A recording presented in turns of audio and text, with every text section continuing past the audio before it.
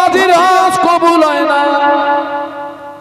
হাজিদের বিরুদ্ধে কথা বলতে গেলে আপনাদের চেয়ে আমার আগে বুকে বেশি আঘাত হয়। কেন? আল্লাহ আমাকে ডবল হাজি বানিয়েছেন, আল্লাহ আমাকে ডবল হাজি বানিয়েছেন। সব হাজির হজ কবুল হয় না বাবা। হজ কবুলিয়াতের শর্ত হলো তিনটি। কটা?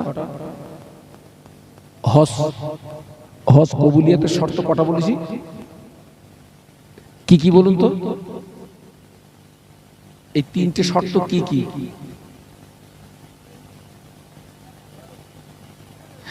এক নাম্বার শর্ত হলো নিয়ত, আল্লাহর সন্তুষ্টির উদ্দেশ্য হওয়া।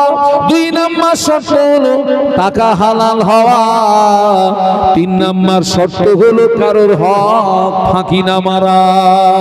এক নাম্বার শর্ত হলো নিয়ত, আল্লাহর সন্তুষ্টির উদ্দেশ্য হওয়া। দুই নাম্বার শর্ত হলো টাকা হালাল হওয়া। তিন নাম্বার শর্ত হলো কারোর হক ফাঁকি না মারা। এই তিনটি যদি ক্লিয়ার হয়, আল্লাহ চাইলে ওই ব্যক্তিটার হজ আল্লাহ পাকের দরবারে কবুল হয়ে যায়। একটু মহব্বতে বলা যাবে? আর একটুখানি আওয়াজ বাড়ানো যাবে? বাহ বাহ। এখান থেকে 15 বছর 20 বছর আগে একজন হাজী সাহেবের সঙ্গে সাক্ষাৎ করতে গেলে 2-10টা গ্রাম তালাশ করতে হতো বাপ।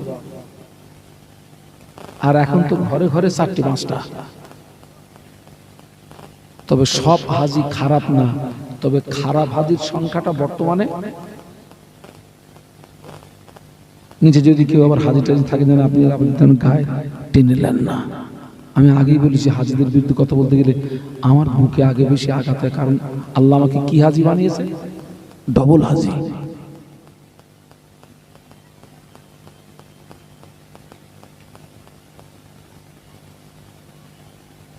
ও আমার মায়েরা, সমাজে কিছু কিছু হাজী বেরিয়েছে বাবা।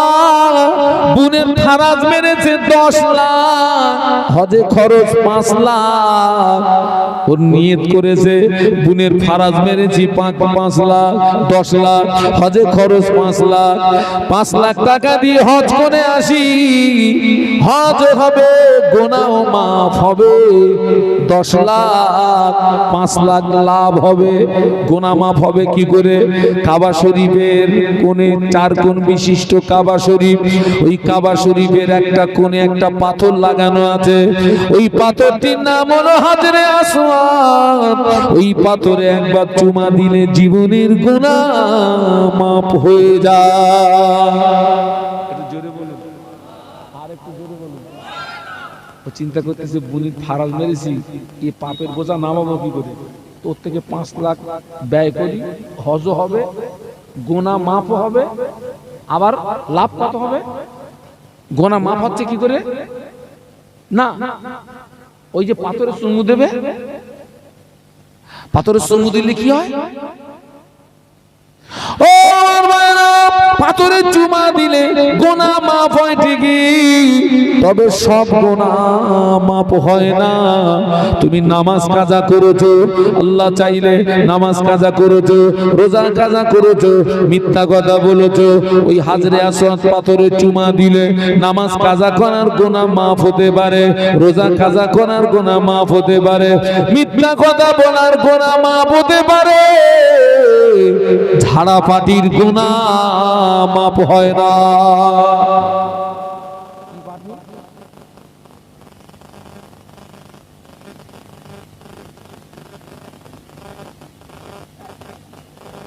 ঝাড়াপাটি যদি হাজরে আসওয়াদ পাথরে চুমু দিয়ে কিয়ামত পর্যন্ত যদি চুমু দিয়ে ওই পাথর যদি পুরো আউট করে দেয়, তোর জীবনের গুনাহ মাফ হবে না। ঝাড়াপাটি যদি কাবা শরীফ তুলেও বাড়ি আনে, ঝাড়াপাটির গুনাহ মাফ হবে না। আমাদের এলাকায় একজন হাজী সাহেব আছে, তার নাম হচ্ছে গোল্ডেন হাজী। কি হাজী? একটু জোরে বলো না। 90 কেজি সোনা মেরেছে। কত কত? 90 কেজি সোনা মেরে ওই পাপ লাগাতে গেছে, পাপ নামাতে গেছে হজে। ক কেজি সোনা খোকা? 90 কেজি সোনা মেরেছে। ধুমধাম একেবারে ঘর বাড়ি জমি জায়গা বিষয় সম্পত্তি করিলে ও সোজা একদম হজে গিয়ে সুন্দর বাড়ি চলে এসেছে, পুরো মাপ। গোল্ডেন হাজি। আপনাদের এলাকায় এসব হাজি পাওয়া যাবে না, এখানে সব ফেরেশ। আল্লাহ কবুল করেন বলুন আল্লাহুম্মা আমিন। ও আমার মায়েরা, ও যুবকেরা, জওয়ানেরা, শুনে রাখো, সব হাজির হাজ কবুল হয় না, সব হাজির হাজ কবুল হয় না বেটা। প্রতিটা হাজিকে মিনার ময়দানে 3টে জায়গায় পাথর মারতে হয়। কটা? কোন কোন জায়গা? বড় শয়তান, মেজো শয়তান, ছোট শয়তান, এটা হচ্ছে মিনা। অনেকে বলে যে মক্কা শয়তান বাঁধা আছে, বলে না? কত বলে না? না, এই হাজী সাহেবদেরকে 3টে জায়গায় পাথর মারতে হয় কেন, তার ব্যাকগ্রাউন্ডের ইতিহাসটা একটু শুনুন। আল্লাহ নবী হযরত ইব্রাহিম খলিলুল্লাহ আল্লাহ পাকের হুকুমে বেটা ইসমাইল আলাইহিস সালামকে ওই মিনার ময়দানে নিয়ে যাচ্ছিলেন, কি করতে? কুরবানি করতে নিয়ে যাচ্ছেন। ওই 3টে জায়গায় ইবলিস আল্লাহর পয়গম্বরকে ধোঁকা দিয়েছিল, আর এই 3টে জায়গায় আল্লাহর পয়গম্বর ইবলিসকে আঘাত করেছিল।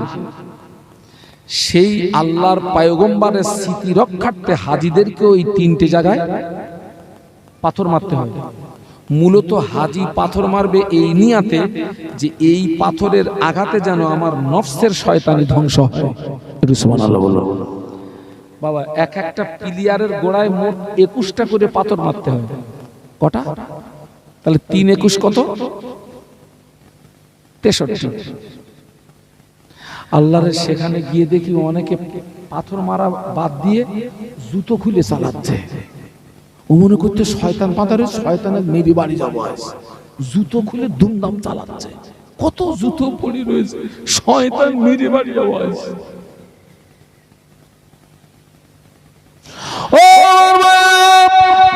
এক একটা প্লেয়ারের গোড়ায় 21টা করে পাথর মারতে হয়। 3 21 63।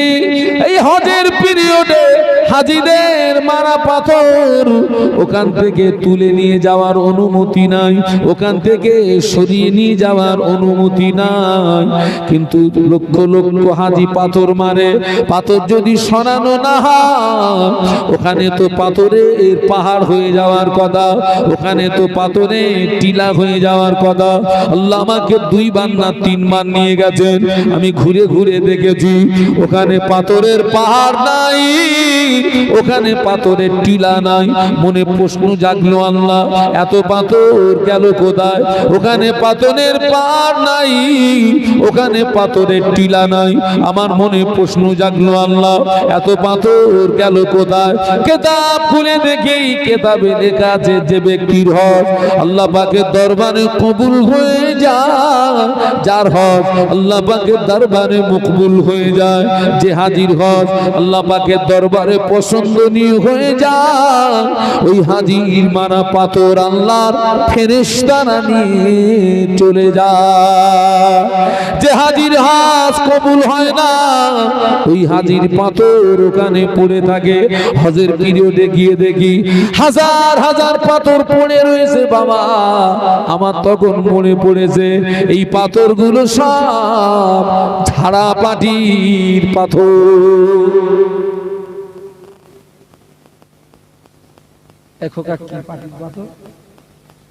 আমার একটু মেন রাস্তা পর্যন্ত আগাই দিয়েছিস, এর নাম ভাঙড় বলো। আগে এত আপনার এটা কোন থানা? ওরে সর্বনাশ, ডেঞ্জার জায়গা আছে। আমার একটু দিয়ে আসিস ওই মেন রাস্তা পর্যন্ত। দরুদ শরীফ আল্লাহুম্মা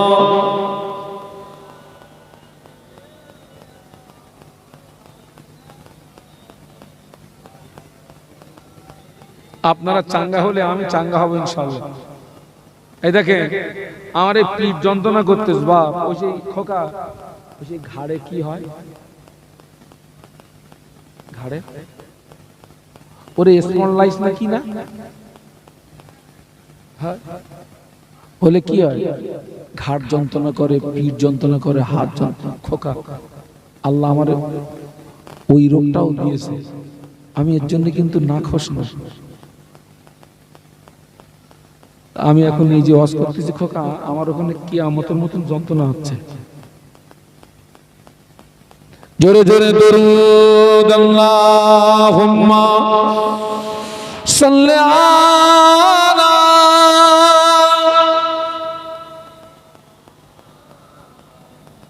ওয়া আলা আলি। মাশাআল্লাহ মাশাআল্লাহ। একটু কলেমার জিকির লা ইলাহা ইল্লাল্লাহ, ছেলেরা জবান খুলে পড়ো, লা ইলাহা ইল্লাল্লাহ মুহাম্মাদুর রাসূলুল্লাহ। আমার সঙ্গে পড়ুন, হাসবি রব্বি জাল্লাল্লাহ মা ফি কলবি গায়রুল্লাহ, নূর মুহাম্মদ সাল্লাল্লাহ, বলো লা ইলাহা ইল্লাল্লাহ।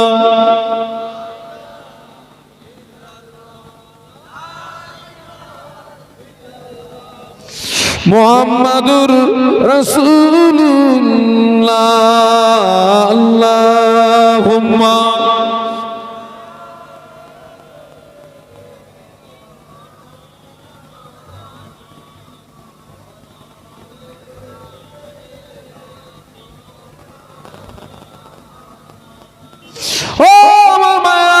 হাজী সাহেব হজ থেকে বাড়ি এসেছে, হাজী সাহেব হজ থেকে বাড়ি এসে তিনটে ছেলেকে ডেকেছে, বাবা জমি জায়গা কি চাষ হয়ে গিয়েছে? বড় ছেলে বলছে, আব্বা জান সব জমি চাষ দিতে পেরেছি, সব জমি ফসল লাগাতে পেরেছি, 10 কাঠা জমি পারলাম না। কেন রে বাবা? বলে আব্বা জান পানি নিয়ে যাওয়ার রাস্তা কেউ দেয় না, পানি নিয়ে যাওয়ার নালা কেউ দেয় না, পানি নিয়ে যেতে পারিনি, চাষও দিতে পারিনি, ফসলও করতে পারিনি। হাজী সাহেব বলছে, বাবা চিন্তা করিস না, বাড়ি এসে গিয়েছি, ব্যবস্থা হয়ে যাবে। হাজী সাহেব মসজিদে ফজরের নামাজ জামাতে পড়ে মাঠে গিয়ে দেখে হাজী সাহেবের জমির পাশে অপরের জমির আলের কানাকানি পানি, হাজী সাহেবের জমিতে পানি নাই। হাজী সাহেব জমির চারিদিকে ঘুরতেছে আর বেরেন খাটাচ্ছে, ওই পানি আমার মালে আনা যায় কি করে? হাজী সাহেব হাত খানেক একটা লাঠি জোগাড় করে ওই আল 13-14 জায়গায় ঘোগা করে দিয়ে বাড়ি এসে বলছে, ছেলে মাঠে যা, পানির ব্যবস্থা করে দিয়েছি। বড় ছেলে বলছে, আব্বা জান তুমি 40 দিন 45 দিন হজে ছিলে, গ্রামের লোকের দুটো পায়ে ধরতে বাকি আছে, একটু রাস্তা দে, নালা দে, পানি নিয়ে যাব, কেউ দিল না। আব্বা তুমি গেলে আর পানি, মনে হয় আব্বা জানের হজ কবুল হয়ে গেছে। মক্কায় যে জমজমের পানি পাওয়া যায় কানেকশন লাগিয়ে দিয়েছে। আব্বা জান ওটা কি জমজমের পানি?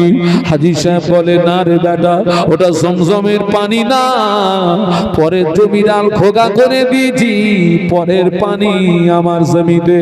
হাজী সাহেবের বড় ছেলে জিভে কামড় দিয়ে বলছে, আব্বা 5 লাখ টাকা খরচ করে হজে পাঠালাম, টাকাগুলো কি ঘোগায় দিয়ে বাড়ি আসলে ও ঘোগা মারা হাজির হজ কবুল হয় না। কি মারা হাজির? জোরে বলো।